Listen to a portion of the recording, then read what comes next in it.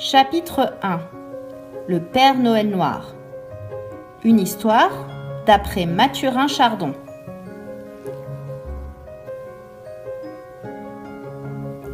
Il était une fois le Père Noël Noir qui était très malheureux car il n'avait pas d'amis.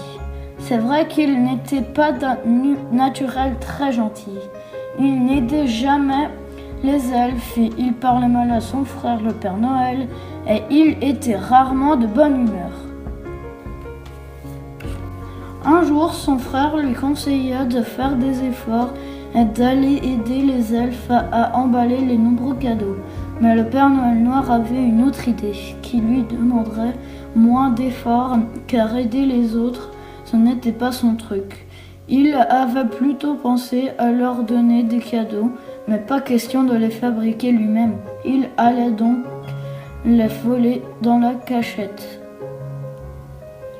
Il allait donc un soir dans la cachette où son frère gardait les cadeaux et il en choisit quelques-uns pour les elfes. Sa technique était simple, c'est de prendre les plus gros et les plus chers.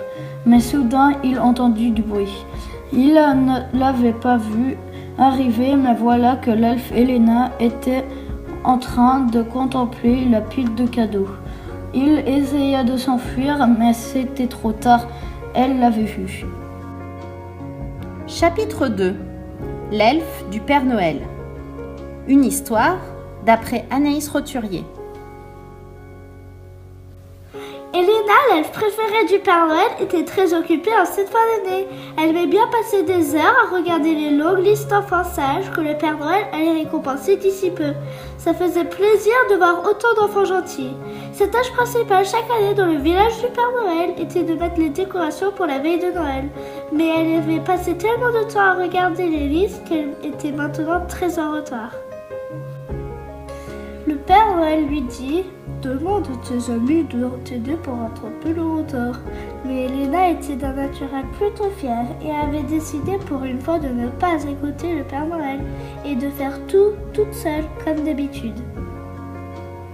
Seulement voilà, après 3 jours entiers à sortir les décorations, à les trier, en réparer certaines, à en faire fabriquer d'autres, elle s'est vite rendue compte que le village ne serait pas décoré à temps. Elle était découragée, mais il était désormais trop tard pour demander de l'aide. Les autres elfes étaient toutes occupées à fabriquer les derniers cadeaux. Pour se donner du courage, elle se rendit à la cachette des cadeaux de Noël. La pièce était magnifique avec des papiers cadeaux de toutes les couleurs. C'est là qu'Elena rencontra le Père Noël Noir. Chapitre 3. La veille de Noël. Une histoire commune d'Anaïs et de Matt. Mais qu'est-ce que tu fais là, Père Noël Noir? Tu n'es pas censé te trouver ici. Cet endroit est seulement autorisé aux elfes jusqu'à la veille de Noël. Tu dois partir ou je vais être obligée d'avertir ton frère, le Père Noël. Mais je suis là pour t'aider, bien sûr. J'ai entendu que mon frère t'avait conseillé de trouver des habits pour t'aider à décorer le village. Alors je te cherchais. C'est vrai que je suis bien en retard. Bon, oui, pourquoi pas, je veux bien te laisser une chance. Tu peux peut-être commencer par m'accrocher toutes ces guirlandes en haut des sapins. Ça ne devrait pas être trop compliqué avec ton rêve. Non, je n'ai pas vraiment le choix. Je dois aider Elena si je ne veux pas qu'elle me soupçonne de voler les cadeaux. Je reviendrai le plus tard pour les récupérer.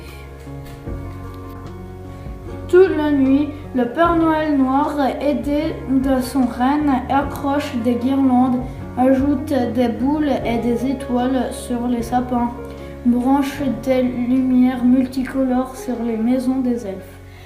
Elena fait la même chose sur les branches et les étages à sa portée. Le lendemain matin, c'est la veille de Noël. Oh là là, je suis très fatiguée, mais c'est plutôt cool de mettre ces jolies décorations de Noël. Merci beaucoup de m'avoir aidé. Nous avons fini à temps. Je suis vraiment soulagée. Maintenant, je sais que le Père Noël va être fier de nous. Tu es un véritable ami. Un ami, moi?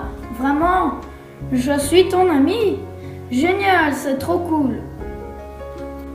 Le soir même, au moment où le Père Noël est sur le point de partir, distribuer les cadeaux, Elena et le Père Noël dévoilent les plus belles décorations. Tout le monde est émerveillé et vient les féliciter. C'est une très belle soirée pour les nouveaux amis.